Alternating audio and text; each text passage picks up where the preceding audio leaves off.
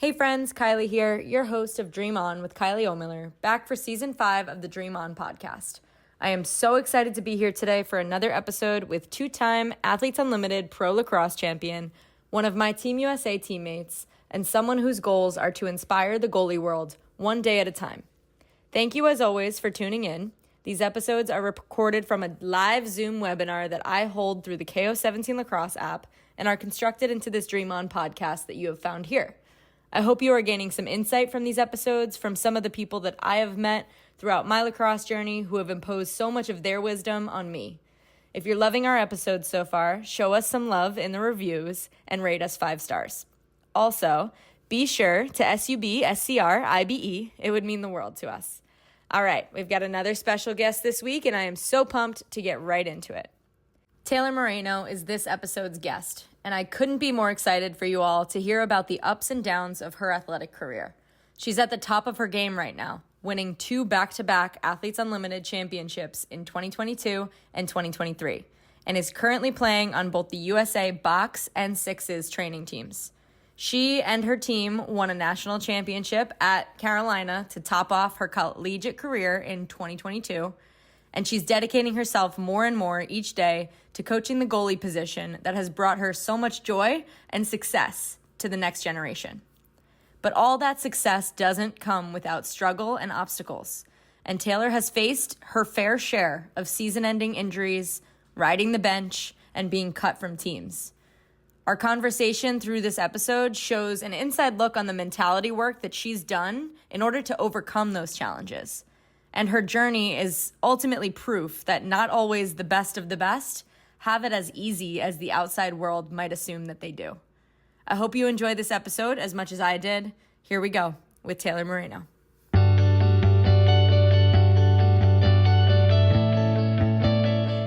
All right, everybody, welcome to another episode of the Dream On podcast. Today, we have a very special guest. We have Taylor Moreno on the podcast, and she's an absolute legend in the game. We are probably going to have some interruptions from both of our dogs in the midst of this podcast. So if we do, bear with us. But if you're dog lovers out there, so are we. Taylor Moreno, our guest today, she is none other than our Athletes Unlimited 2-time champion. She's been playing pro lacrosse with AU since 2022 when she graduated from UNC. She played goalie at North Carolina. She graduated in 2022 and is UNC's career saves leader as well. She won a national championship with the Tar Heels in 2022, and she currently plays not only with AU, but she plays on the Team USA sixes and box national teams. So, Taylor, we are so pumped to have you on the Dream On pod today. And thank you so much for being here. Thanks so much for having me as I proceeded to let the dogs out because they were barking their heads off. No, I appreciate you having me. I'm excited. This is going to be a fun one because my dog's right next to me asking for continuous pets. So it's going to be great. We're just going to adjust. We're going to go with the flow like we do. Okay. So off to a good start, something we like to start off with on the Dream On podcast. We just kind of like to get a feel for where you're at today.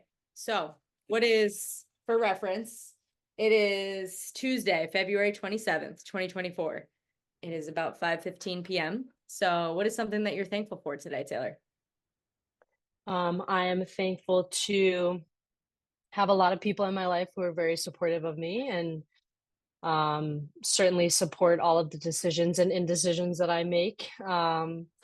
So I think in the past couple of days, it's been really nice to kind of feel that support and that love, especially from my parents. So I'm extremely grateful to have them and to have them be such great people.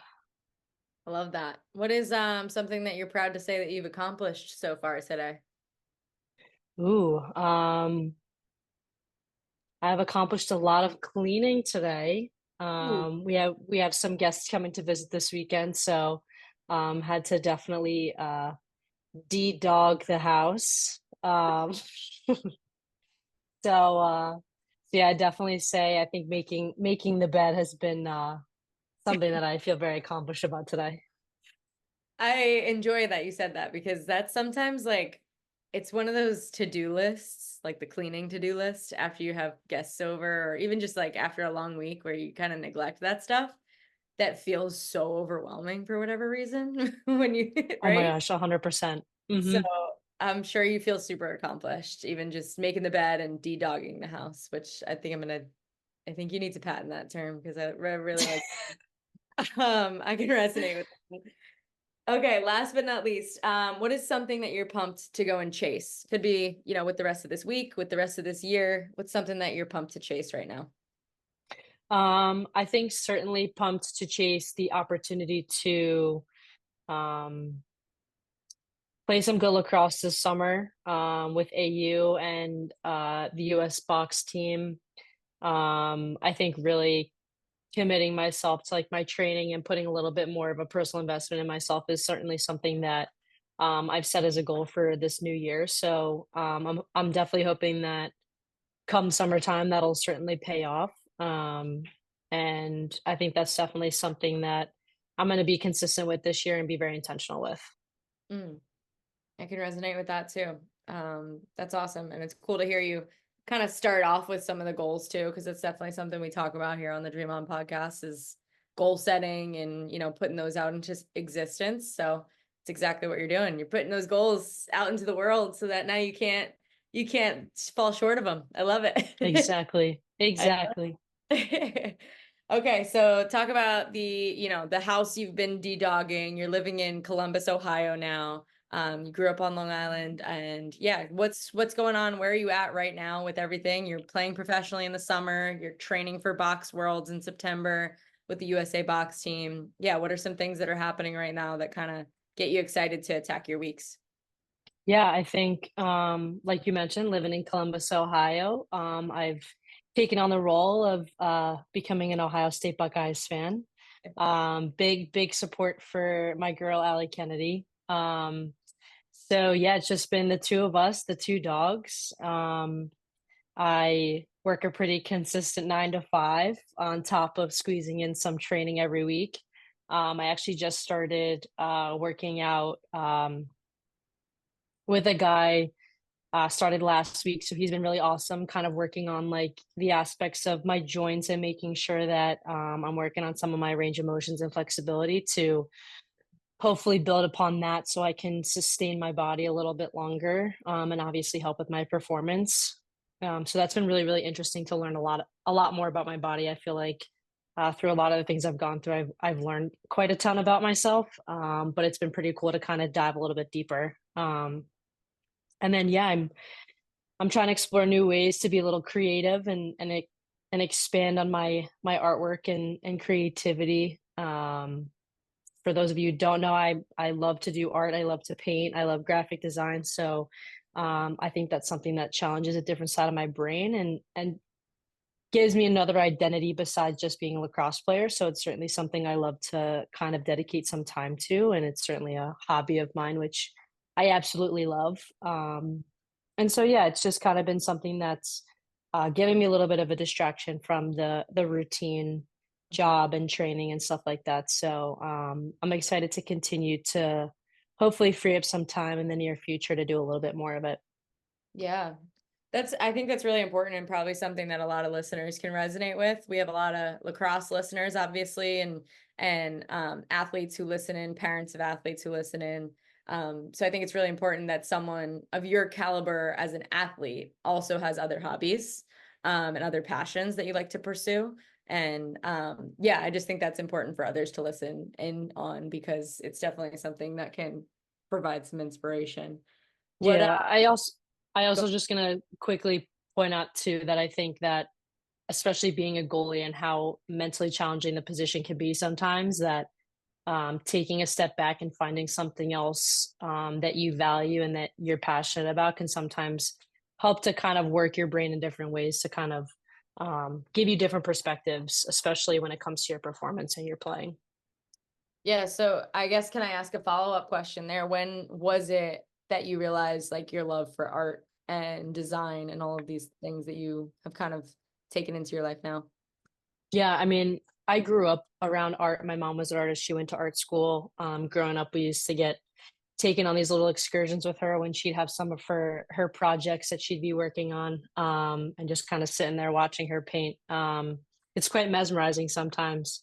But yeah, when I got hurt my senior year and my senior year of high school, freshman year of college, obviously there were times where I couldn't do much from a physical standpoint. I had my time dedicated to my rehabs and obviously doing some stationary lacrosse related drills, but in the time that I really wasn't dedicating to a lot of the physical side of it, I found myself kind of looking back to like the artistic side of myself and really thinking about ways to distract myself and kind of keep myself motivated through that rehab process. And that's where I think I kind of resurrected my love for art, and really kind of dove headfirst into like my style and design of art, and kind of merging that with my love for like being a sneakerhead and loving shoes and stuff like that. So I kind of merged those two together, and it was really cool to kind of just see the things that I was capable of, not just on the field but off the field. And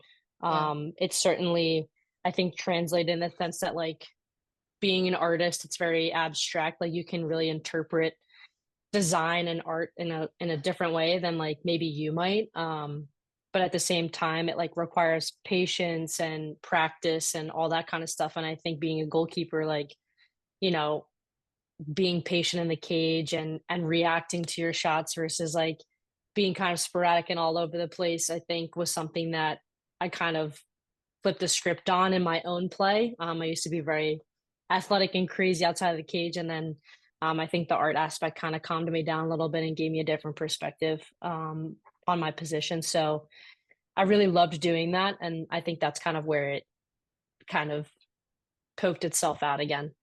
Ooh, that's cool. That's a really like unique way of looking at that. And I know later on in the podcast, I'm definitely going to ask you about some of those, injuries and setbacks, so that we can relate to those. But I think that's just a really like special way of looking at something that you could take as something you realized you loved at an early age and translate it to something that helps you in your other passions, which is lacrosse. Um, yeah, really, really cool. I was kind of taken aback by that. So thanks so much for that. Anytime. I always leave my Dream On podcasts more inspired than I come into them. So thank you for starting off. Absolutely. I love it. I love it. Okay, so you mentioned you grew up on Long Island, as did I. What was your introduction? We're going all the way back. What was your introduction to sports like? What was your introduction to lacrosse like? Yeah, the first sport I ever played was soccer. Like, you know, your little YMCA, got a different colored shirt every year. That's kind of where it started out, and I loved the pace of the game. I loved the physicality of it. Made a lot of friends that I still have to this day. So that was a lot of fun. And um, I then decided to do club soccer also, but at that time when I had just started that too, we kind of started developing our town teams. So that's where I started playing for Huntington, and really kind of made my first introduction to lacrosse. I had cousins who had played pretty competitively in high school and wanted to play in college. So that's kind of where I think my parents were kind of like, hey, why don't we try this out? So I actually started off as a midfielder. Um, Played midfield, had this really obnoxious green pattern shaft, the most colorful stringing you could possibly have, had all the sock guy socks and the different Oh yeah. pattern shorts from Lacrosse Unlimited. Like, Yeah. um, Fancy spandex, yeah, right? yeah, exactly. Just the like cheetah print pattern Yep. ones. Um, so yeah, I think acclimating myself to the sport and learning it was a lot of fun. And then, you know, no one at the age of like 10 wants to stand in the cage willingly and get balls thrown at them. So we obviously all had to rotate and take turns every weekend. And growing up, I really, really wanted to play football. And so I think putting on all of that equipment and strapping up with a helmet was kind of the closest thing I was going to get to playing football. And so that's why I think off the bat, I was so intrigued and like, you know what, I like really want to try this out. And then yeah, once I stepped in there, I fell in love immediately. I was like, yeah, I want to play this position. I feel like such a badass right now. Cool. Um, so I took on the role of being the goalie in the first half. So then second half, I'd come out and play the field, and everybody be pretty tired. And I'd be just there zipping past everybody, running circles. Wait, Meanwhile, I that's know. Meanwhile, my dad was like, I cannot believe that you're playing goalie right now. Like, you're so fast and athletic. Like, you should just be out on the field. And I'm like, but dad, I love playing this position. Like, please just let me keep doing it. And he like was a little resistant at first, and then finally just was like, all right, whatever. Like, I'll let her do it.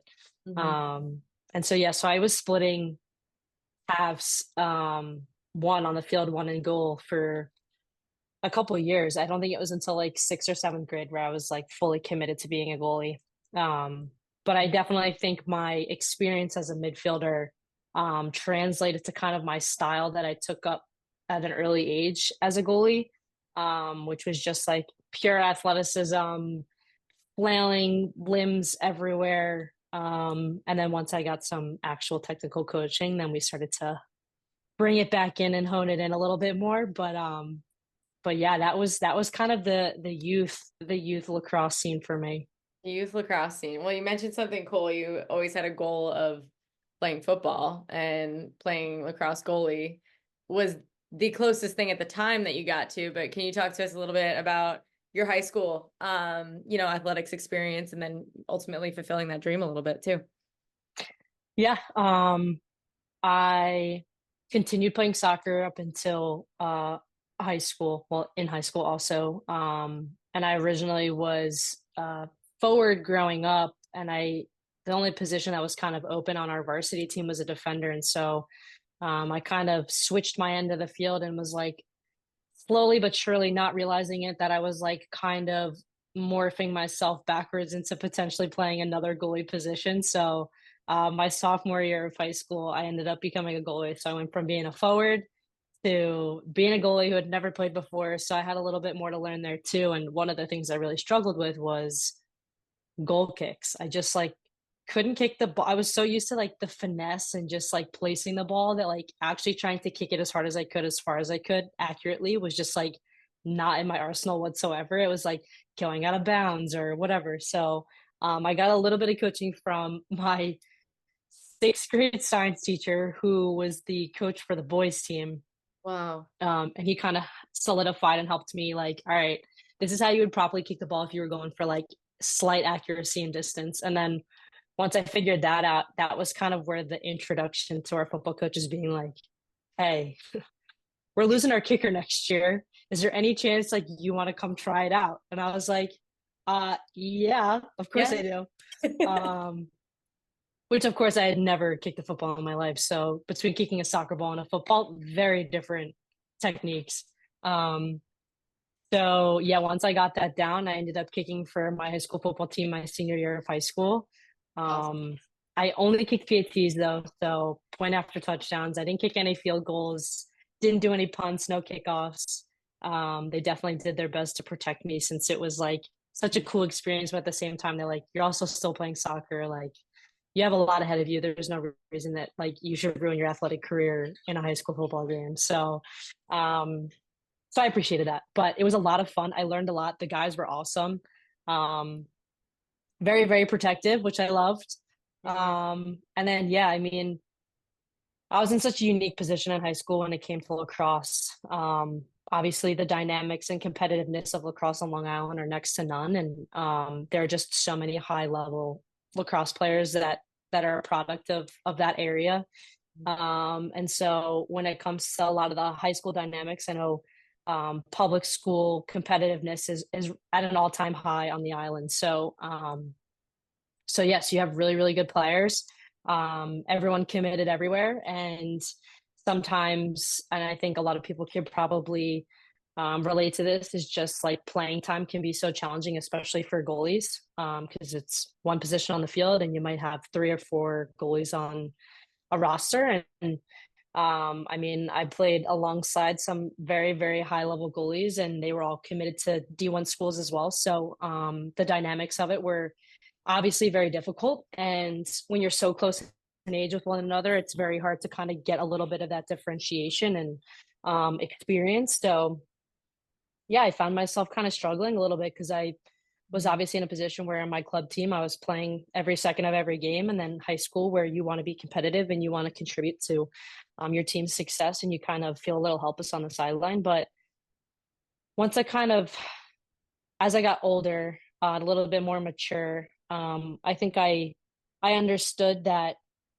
playing an high school game wasn't necessarily going to make or break my collegiate career. And I started to kind of utilize every practice that we had as like my opportunity to get better and to help my teammates get better. And um, obviously, the perspectives and situations of playing time can be different, but I mean, I understood the level of caliber that I could play lacrosse at, and I was at the time when all the recruiting rules were a little bit different. I was committed to North Carolina my sophomore year of high school, and at that point, I had been on varsity since eighth grade. And I mean, yeah, it was like hard to be like have my college coach be like, "Hey, why aren't you playing in high school?" And I was just like, "I'm just not like." I know Yeah. the level that I can play at, but it is what it is, and sometimes in those instances when you don't necessarily have control over the outcome, you just have to realize the things that are in your control. And for me, that was my training and my performance in practice and making my teammates better and being a really good teammate on the sideline. And that was something that I think contributed really well to my perspective and outlook when I was a freshman at Carolina, and just Yeah. understanding the work ethic that I had. And I think it definitely allowed me to mentally mature a little bit at the time. So I think overall it was a great experience. As hard as it was at times, I think it was certainly something that contributed positively to my career later on. Absolutely. Yeah, and I appreciate you sharing that side of things too, because like you said, goalie position or not, like it's a very relatable struggle. And I think you mentioned a couple really important pieces there to kind of like putting some perspective on it on a difficult situation. And you mentioned understanding that like there's going to be tougher days versus not so great versus some great days. And no matter what, those ups and those downs are going to contribute positively, to the outcome of who you end up being, no, whether you play at Carolina or not. But you were lucky enough to go on and play at Carolina, win a national championship, do all sorts of awesome stuff. And again, not without its ups and downs on your way to it as well. So yeah, I definitely want to dive into that a little bit. Like, what was it before you even got there? What was it about Carolina that you were like, you mentioned committing their sophomore year of high school. How did how did they find you, and how did you find Carolina, and what was that kind of recruiting process like for you? Yeah, I'll never forget we were at President's Cup down in Florida at the time when it was still at the ESPN uh Oh, place. And Wild World of yeah, Sports. That's a oh good. yeah, Wide World of Sports. Nice little sneaky trip to Disney World where you're like, "Hey, mom, dad, Hey, while we're down here, why don't we just go to Disney?" I gotta play Um, like 12 lacrosse games, but in between, can we go to Disney for a couple hours? yep.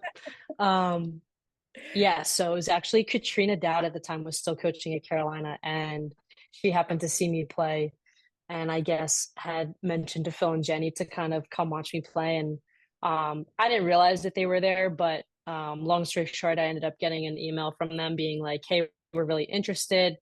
We weren't looking to recruit a goalie in the 16 class, but we would absolutely love if you would come to visit, get to know the team, get to kind of see campus and see if this is potentially a fit for you." And at the time, I was getting recruited heavily, but not by a lot of like really high level like ACC or Big Ten schools. Carolina was actually the only ACC school, and I had no Big Ten. So at the time, it was kind of like a big like, oh my God, they want me to come visit there. Like this is Yeah. awesome. So I was obviously really excited, and through going along some of my trips, I found myself going down there with my parents, and we didn't even get out of the car yet. We just had like rolled up to like the entrance of campus, and I was like, Yes. "Yep, this is where I want to go. This is exactly where I want to go." It was nice and warm, Yeah.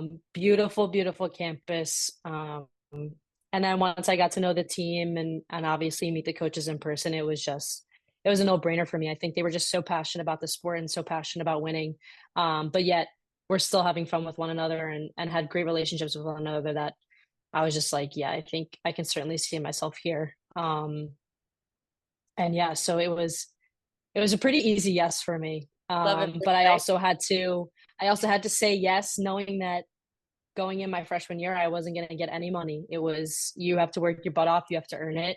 Um, and then we can talk about it. And so, I definitely like to say I did that, and my dad was very happy that I worked as hard as I did. But yeah, I mean, obviously it was challenging. It was a lot of pressure, and I had obviously no idea whether I was going to play or not. Right. But I knew what my goal was, and I knew the things I needed to do personally to get there. And so I loved the challenge. Yeah. I think that's an awesome part of your story too. You're talking about like, not necessarily playing on your high school team, even though you committed to a program that everybody in women's lacrosse knows, right? And you get there as a freshman, you're not guaranteed playing time. How, I guess I'm asking a pretty general, vague, overarching question from our listeners here, but like, how do you know that what the things are that you need to work on in order to get that starting position? How do you know like what your goals are, and how do you make sure you stick with them and kind of block out those noises of maybe outside forces or things that might be getting you down? How do you block all that out and chase after it? Yeah, definitely. I think, and obviously, I'm sure we might touch a little bit more in depth later, but I also ended up tearing my ACL my senior year of high school and then retore it again my freshman year. So not only was I trying to fight for playing time and fight for a scholarship, but I also was trying to fight back for my entire career, and to hopefully find myself back on the field again. And so I think I think that was almost like a blessing in disguise, as much as like you never want to get hurt and you never want to go through an injury like that. I think it forced me to kind of take a step back and like mentally reevaluate, like, all right, I understand like my immediate like goal right now is to get myself back on the field. But then once I get back on the field, like where do I need to take it from here? And for me, it was just about really putting my head down, working on my craft, working on my technique and my skill, because I knew that just my athleticism wasn't going to cut it. Like I needed to have a high IQ. I needed to be mentally tough. I also needed to make sure I was creating really good relationships with my teammates. And so I think at an early age in my career, I established that and understood that that was where I needed to get myself in order to kind of lay the foundation to be like, all right, now this is the moment where you can just go out, play, be you, and like not have to worry about all of those other things. And I think once I kind of crossed that bridge and kind of had that breakthrough, that was where I was, I think, playing my best lacrosse. And that's not to say that that didn't come with even more challenges and having to handle things as they popped up, and new experiences and new perspectives that I kind of had to deal with. But um, I think it was really about kind of looking at myself from the outside and saying, okay, this is where you are right now, and these are the immediate challenges that are in front of you. And then once we overcome those challenges, right, and we have a path to overcome them, like what are the next steps and where do you see yourself then? It was kind of like setting small, very short term goals that then we're all kind of building up to that inevitable long term goal. Like, all right, my freshman year, I want to win a national championship. How do I get there? And it's not even that I just want to win a national championship. I want to be the goalie that's playing in that game that we Right. win the national championship. And so it was kind of like this process of working backwards.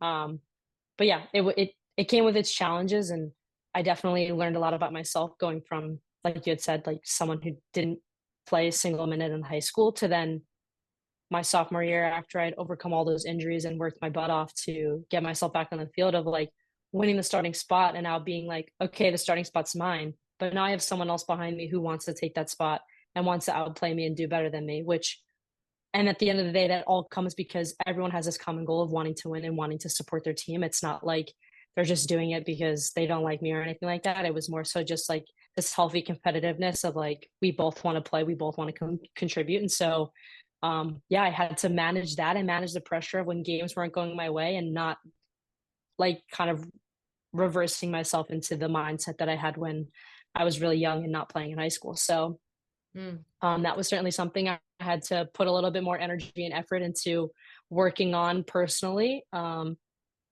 it was obviously something where I had to be like, all right, I'm not doing this very well. Like, I need to go outside, look for resources, look for people who can help me get to the place that I want to be at. So Yeah. that was kind of my mentality going through my entire career, especially as I had like little bumps and challenges that kind of came up as I went.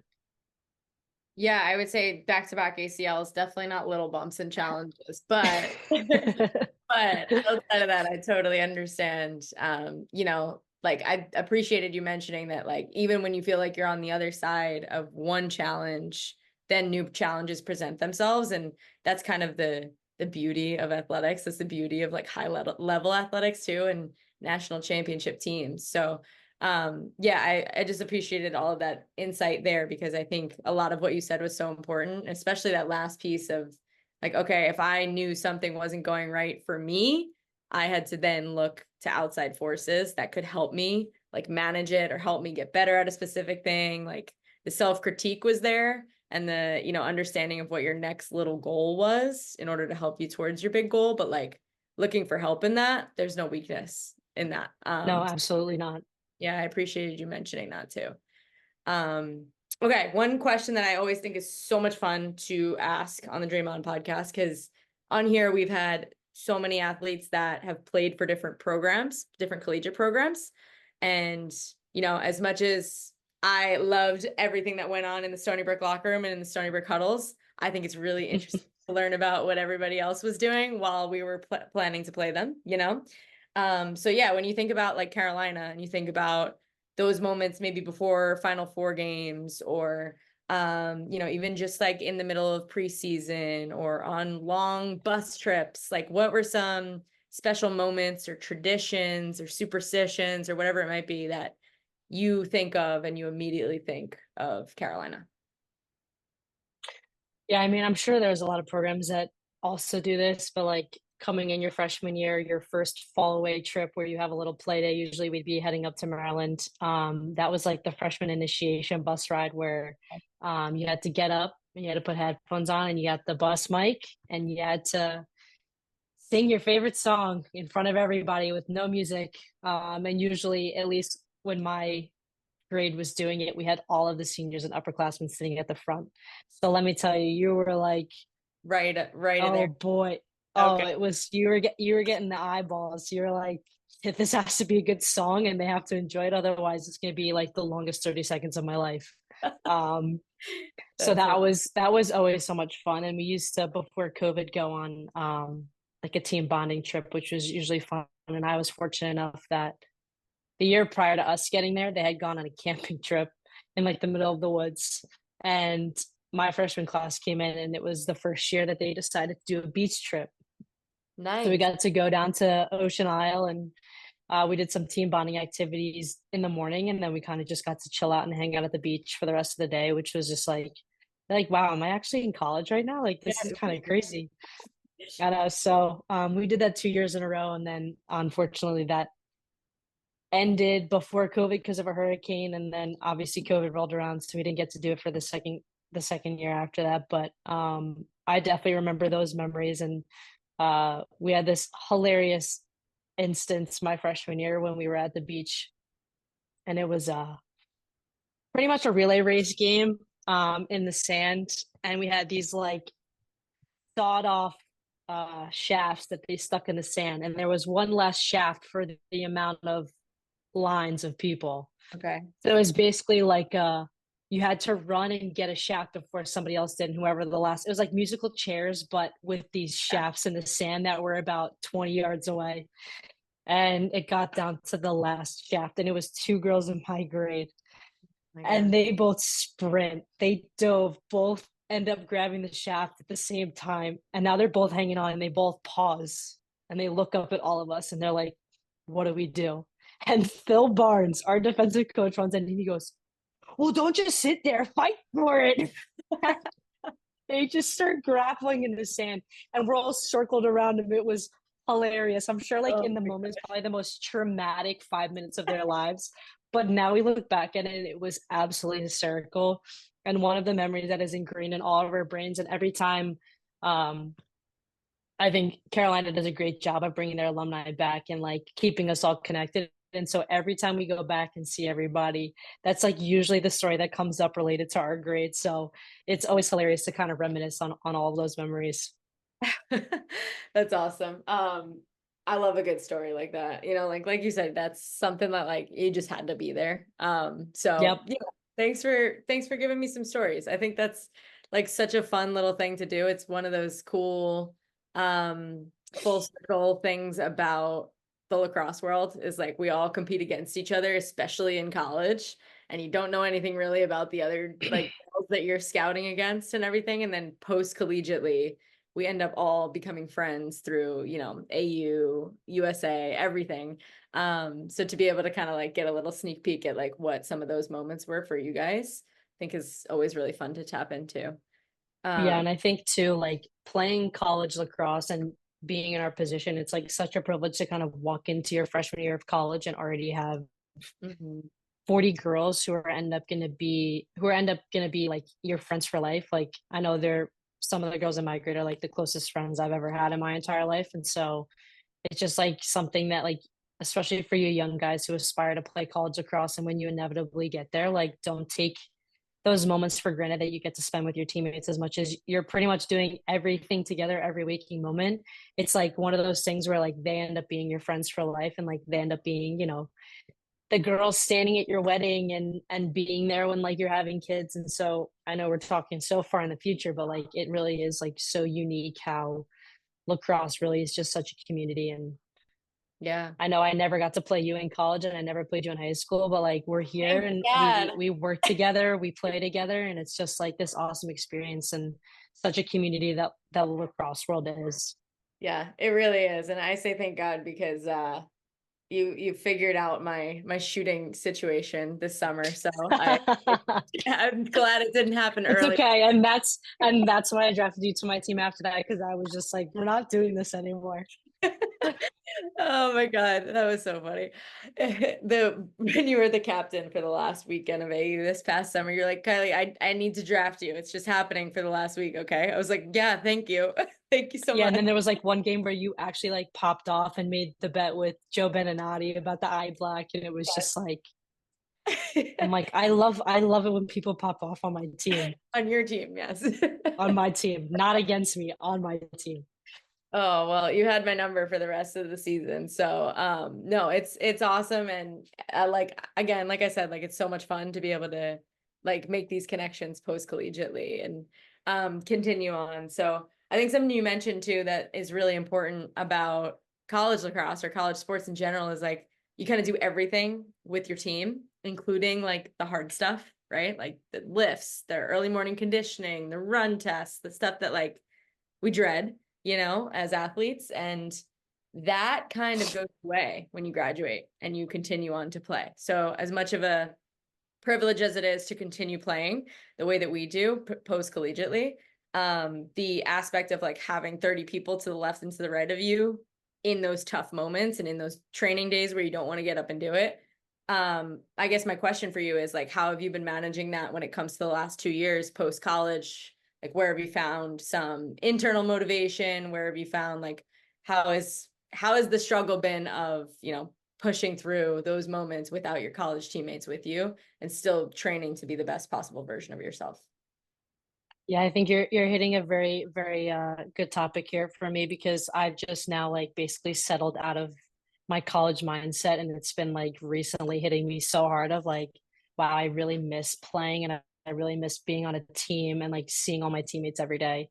I think for me, the transition has been really, really hard. I think from like a practice and workout standpoint, like you have all of this consistency, you have this routine when you're in college. You just sometimes can get yourself caught going in the motions, but at the same time, it's like it's really nice to have that consistency. And I think being in our position now where you know you're struggling between figuring out like do I want to have a 9 to 5 desk job or do I want to continue to pursue the sport that I love and continue to play at the highest level. And I think for us being female athletes and for us being female professional women's lacrosse players, that dynamic is really hard sometimes to grasp and to kind of figure out just because AU's been around now for 3 years, Mhm. right? One So and four.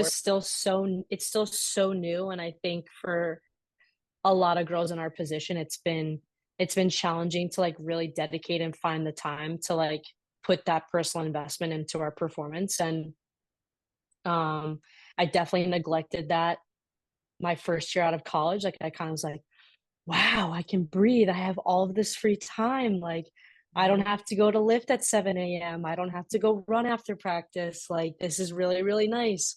And then 5 months later, I'm like, wow, my body really hurts. My knee's not feeling too well. Like, it's crazy to think about how that routine and that maintenance of your body, um, while yes, there's moments where you get hurt and you pull stuff and you have these ailments, but at least for me, from a perspective of like what I had gone through and the Mhm. position that I play, a lot of the things that were making my body feel better, I wasn't doing anymore. Like I wasn't getting treatment every day. I wasn't having access to all my athletic trainers and our strength and performance staff. So um, I kind of had to re-navigate like what is that going to look like for me now? And Mhm. um, I started off working at a facility where I had access to a gym, but even still, like being in there all day and trying to find the motivation to like sit there and squeeze in a workout before I was going to go stand on my feet for 6 hours of the day. It was kind of like, do I really want to do that?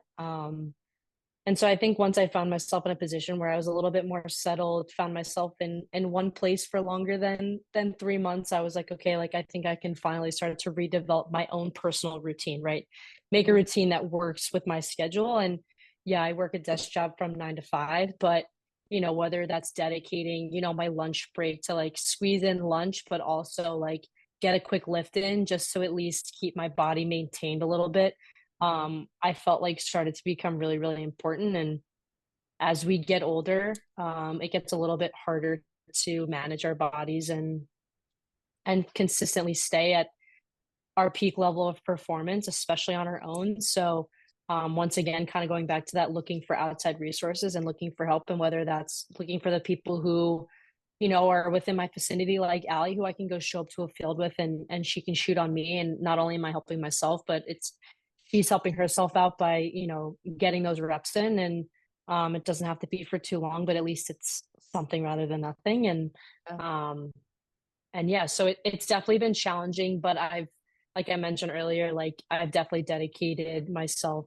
a little bit more, especially with there's a lot of really high level girls that are going to be coming out of college into the draft, and ensuring that I maintain my level of performance and consistency is going to be really key. Because once again, I want to go for a third championship. Like, it's going to get harder for the goalies now, but that's certainly something that I look forward to and I look to as a challenge, something that like I can consistently utilize to kind of push myself and be like, all right, like, yeah, it's not just going to cut it showing up on day one and using our first week to just get some shots and get used to it again. Like, it's going to have to be that preparation months beforehand.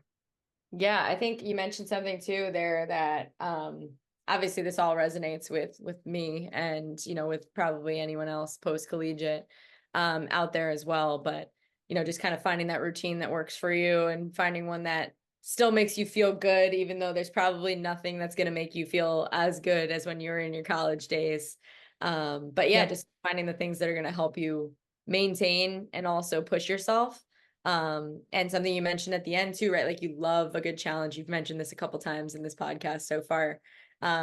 Just throughout your career, you've seen like you've walked onto a scene and there's been a presented challenge and you're like, okay, I kind of love this. Like let's go. So what is that in terms of like handling pressure, right? I know that's a question that you probably get all the time, question that I get all the time, but on that topic of pressure in general, like having to show up and perform against the lacrosse world's best every time out, and kind of like up against your own standards, up against the lacrosse world standards. How do you manage that? Like, what are some things that you work on a day to day or on a week to week, or maybe even just before games, whatever it might be? Like, how do you manage that pressure?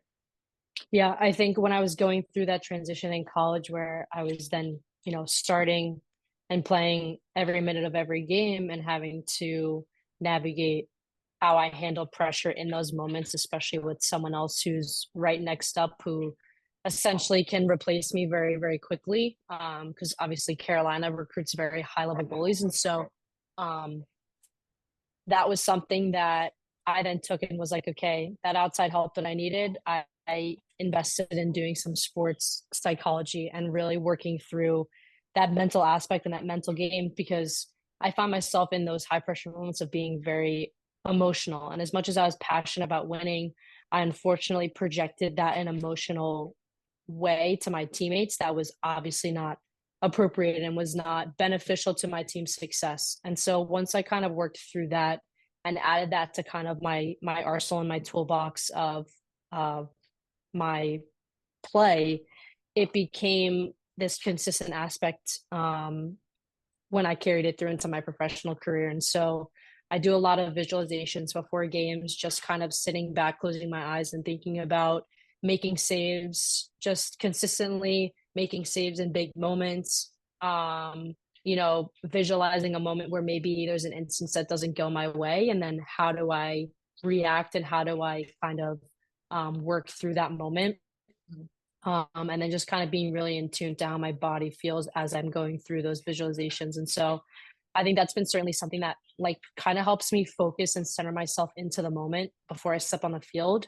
And then the other big thing for me has been just like I'm in the moment, especially in my preparation and practice. Like I would consider myself a quiet competitor. Like when I'm in my circle, like and I'm in my zone, like besides calling where the ball is, like I'm not necessarily doing too much of like outwardly expressing my emotions or how I'm feeling internally, no matter how, anxious or excited I get. Sure, there are moments where like a defender causes a turnover, runs down the field and scores where I'm like up in arms screaming, like I'm excited for them. And I think that's the passion aspect of like wanting my team and my teammates to succeed. But I think the quiet competitiveness and the composure that I've really kind of honed in on and hold myself to a high standard with is something that I understand trickles onto my teammates. Like if I'm someone who gets really frantic in a high pressure moment, that's only going to make them more frantic and anxious in that high pressure moment too. And I think having that composure and kind of being that rock behind them is something that inadvertently gives them confidence as much as it gives me confidence in knowing that like if they make a mistake or they take a risk, like I have their back. But in a moment where I take a risk or like I fail, like they have my back. So I think having that relationship off the bat, especially with you being so unique and you playing with different people every week, I think maintaining that composure and that consistency in my game and using those visualizations to help set myself up before the game to be under that mindset has been something that I've utilized a lot more. And I think that I've obviously had to put time into developing. But it certainly is something that like I hold to a very high regard in terms of um, my performance. Yeah, I think that's really important too. Like you said at the very end there, like that's not something you just like woke up and decided to do one day. You put a lot of time and effort and practice and energy into kind of like building that routine, but also making sure that it wasn't just a routine that you did, but it was actually meaningful and it actually, kind of like translated to your mindset as you played. So yeah, I think that's important just in a sense of like making sure that we're practicing the mental aspect of the game as much as we're practicing the physical aspect of the game. And if someone like yourself, who is a 3-time champion in all sorts of different things, at all different levels, is doing it, I think we all can be doing it a little bit more. So thanks again for that inspiration there. I know we talked a little bit about the mental piece there. We talked a bit about your injuries as well, but just want to kind of hit on one last thing there because I know there's a lot of people who listen to this podcast. We've had, unfortunately, way too many people on this podcast who have torn their ACL or gone through some sort of major injury within their lacrosse career or athletic career. So when it comes to yours, when you think about those kinds of physical setbacks in your career, if I'm someone listening that needs a little bit of advice, needs a little bit of an inspiration, what were some of the things that helped get you through? Yeah, I think to provide like a very quick context for those who obviously don't know the injuries that I went through, but I did ACL my freshman year, my senior year of high school. I retore the same ACL my freshman year of college. I then had complications with that ACL with my meniscus, so I ended up winning a starting spot and starting to play, and then in the middle of a game for my meniscus in the same knee, so that put me out for a little bit longer. So I was basically three surgeries deep in 3 years, and still hadn't had that consistency of like getting myself on the field. So um, as defeating as that was, and to have it all be like a year out from each other, to just have like, oh, here we go, one more thing that I have to go through. I think it was the dedication that I knew I had put in up until that point, that it was like, if you give up now, that all of that hard work that you put in had been for nothing. And I think my high school situation and not playing and feeling like maybe I didn't deserve to be there, kind of having a little bit of like that imposter syndrome. I was like, you know what? Like, I'm in a position where I play at one of the best programs in the country. I know what I'm capable of.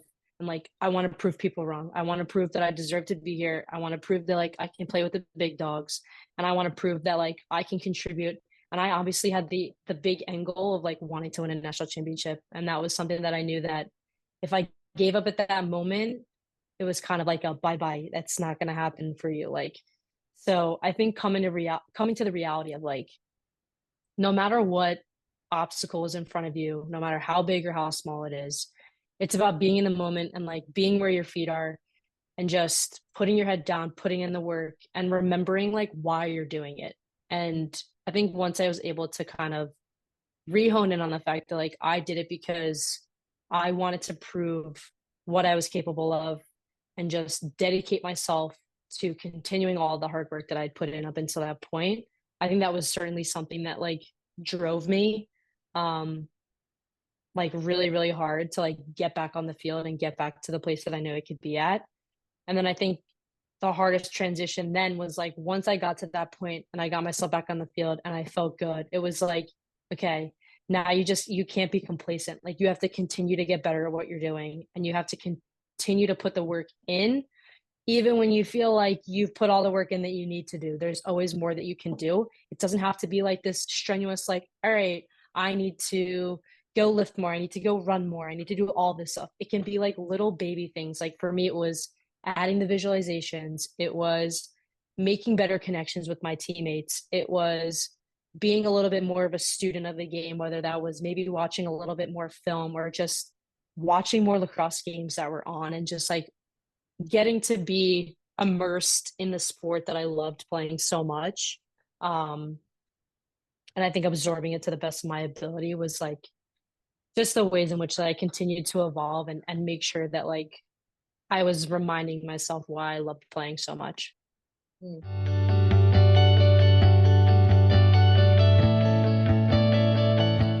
Hey guys, Kylie here. A short break from our conversation to remind you to check in on our social channels. You can find little snippets from our episodes on Instagram at dream.on_pod. And if you're a lacrosse stud looking for a unique way to train and develop into the best version of yourself, like our guest here most definitely has, check out the KO17 Lacrosse app in the App Store. That's KO17 Lacrosse. And at DREAM_ON_POD on Instagram. Come join the fam and we can keep dreaming on together. Okay, enough of that. We back.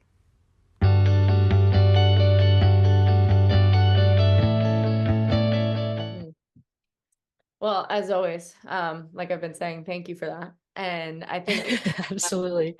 there's always some good I think it's like, we obviously sometimes need setbacks in order to like get to our successes, right? So many times you see success stories and there's no way that person got there without some sort of bump in the road. And your bumps and the way that you've gotten back up off of them is really, really inspiring. So yeah, thank you for sharing. And it takes me into our first game of the podcast. And I know you're a silent competitor, quote unquote, but There's no necessarily really a game. I'm just forcing you to put your answers into one word or one phrase here. So all I really want to know about is what are the things you value in the people around you, maybe teammates, leaders, things like that. Just some of the traits in those people that you really resonate with or look for when you think about these people. So the first one I'm going to ask you is what are some of the things, three one word or one phrase answers that you value the most in a person in general? Passion. I would say passion, um, being well, it's not really one word, but caring. There you go. Um, and we'll go with funny. Funny. I like that. It's a good one. Okay. Let's take it the next step further. What are three of the things you value the most in a teammate? Um, Determination, accountability, and I'm gonna go with passion again. Mhm. Because if you don't have a passionate teammate, then what are they What, doing there? what are we Yep. doing? What are we doing? Oh, we both said it. That's so funny. What are we doing? Okay. Last but not least, what are three things that you value in a leader? Um, I'd say confidence, consistency, and clarity. Ooh, clarity is a good one. Wow, I love that game. You know why? Because I get different answers from every guest. Love And it. yeah, isn't that cool? Like you'd think like That there is could cool. be questions We're gonna and have like like a really good cumulative like word bank just yeah, from that game. it's just a vocab list. You could have like the most absurd, like what is it? Like when you had like the smart board up in elementary school when you had to like type in the words. I don't remember the game, but I'm picturing it perfectly right now. Yep. Yeah, the smart boards. Oh my gosh, when you'd have to go up and like click on it with the pen and everything. Um, Yep. we're gonna have to have some of our younger listeners write in and let us know if those still exist because neither one of us has been in a classroom in a couple years. No, I haven't seen or touched a smart board since elementary school. Oh gosh. Okay. All right. Another one of my favorite questions here. We're almost through with our questions, but this one's kind of a double whammy. I'd like to know some inspiration, advice, maybe a quote that you've taken from someone special in your life, maybe a mentor, a coach, a parent. Yeah, one piece of advice that you've taken from that person into your own life. Yeah, I think, and I know this is probably a little bit of a cliche quote, but growing up, my club coach, Bob DeSimone, used to just always tell me, especially in the high pressure moments, of like be where your feet are, like be grounded in the moment, be grounded in that instance, and just tackle that moment to the best of your ability. I think sometimes if we get too caught up in the past or what had already happened, which we obviously in that moment can't change, or we look too far into the future, we kind of start to skip and miss out on the things that are right in front of us. And so I think from a lacrosse perspective, it was obviously not honing in too much on the fact that I just got scored on. It was about moving on to the next one and being in that moment. And then from a life perspective, it was just like we had mentioned before, like there's a challenge in front of you. It's about tackling that challenge and not necessarily looking at the millions of different outcomes you could have, regardless of how that outcome goes. Um, so I think that was something that's really important and that I've carried with me throughout my life so far. Love it. What if we had to flip the script? So we know a lot of people out there look up to Taylor Moreno. What is one piece of advice or inspiration that you hope that those people who are following you and looking up to you are taking from you? I would say,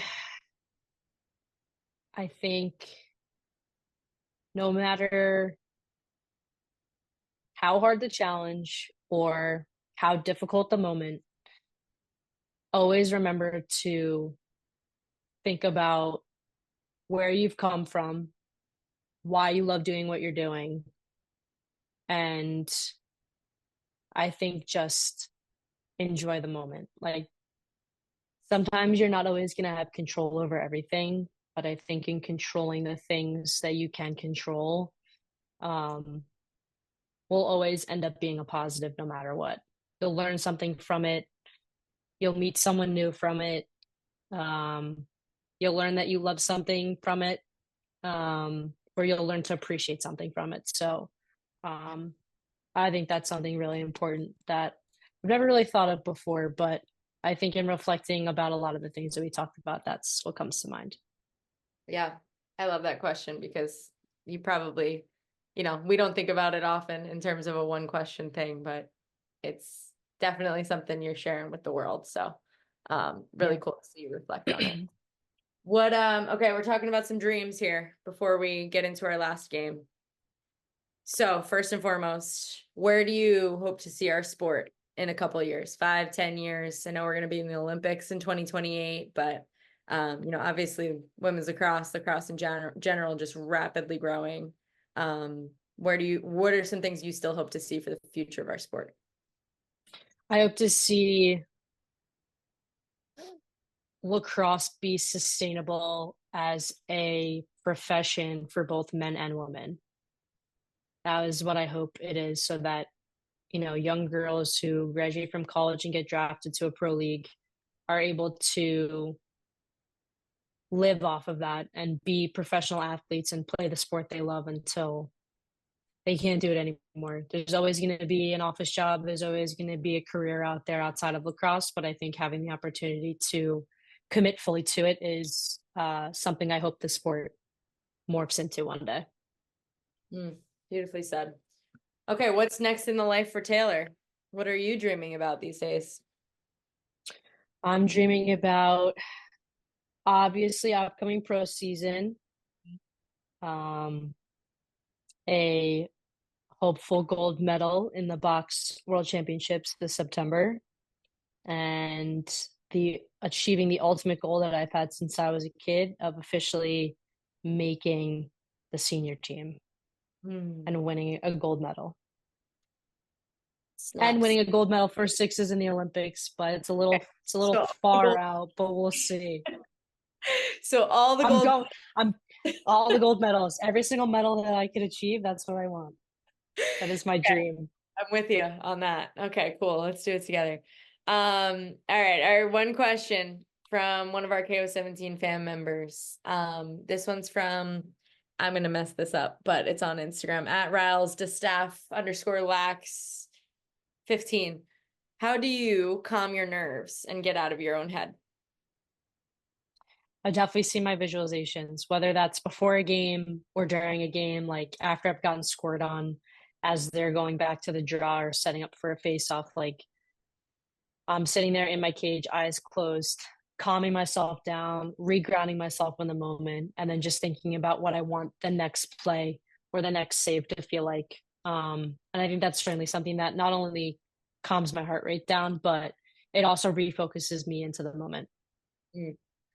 Awesome. Okay, last but not least, this segment is called Quick Finishes. So you can take as long or as short as you'd like to answer each one, but basically some rapid fire, fun little questions so that our listeners can get to know who you are off the field a little bit. You ready? Yep. Okay. What's your favorite sweet tooth treat? Ooh. Uh, Ice cream. Ice cream. What's the best TV show in your opinion?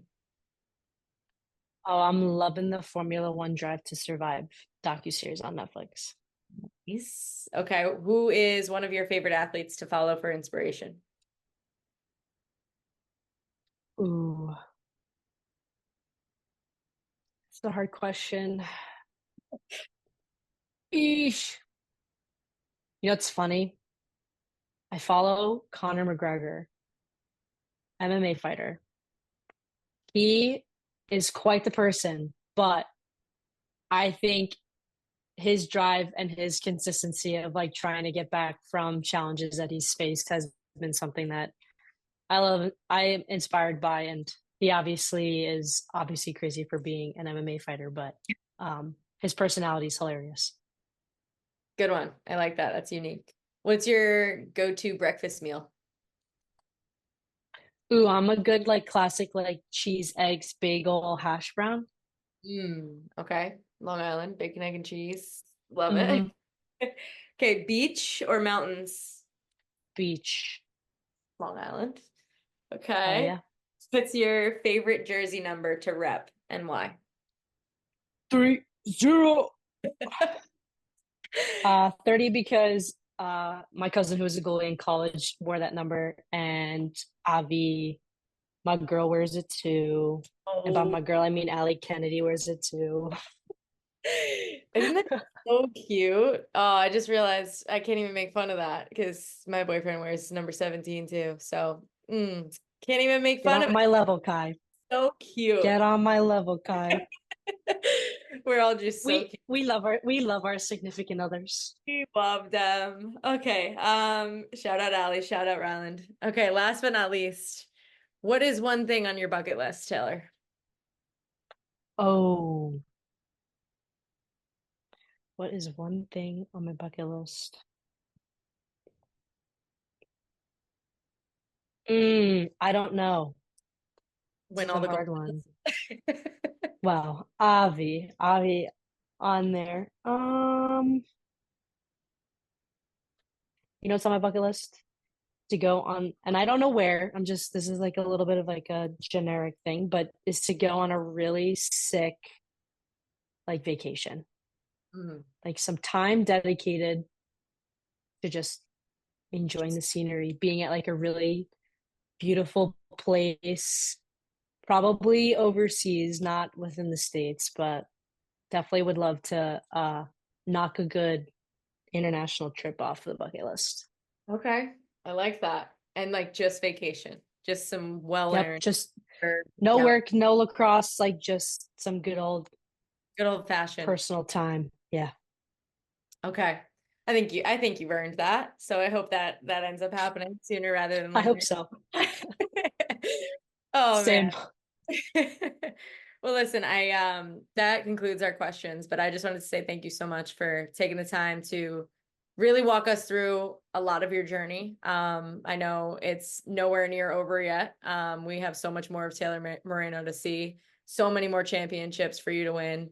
And I just really appreciate you going deep with a lot of the different challenges that you've had, and just hoping you know that a lot of your low moments and the way that you've climbed out of them are inspiration for the rest of us. So thank you for being you. Thanks for being on the Dream On Pod. And I can't wait to get on the field with you soon. Hell yeah. I love it. Thank you for having me so much. Yeah, absolutely. Thanks everybody for listening. We'll see you on the next episode of the Dream On Pod.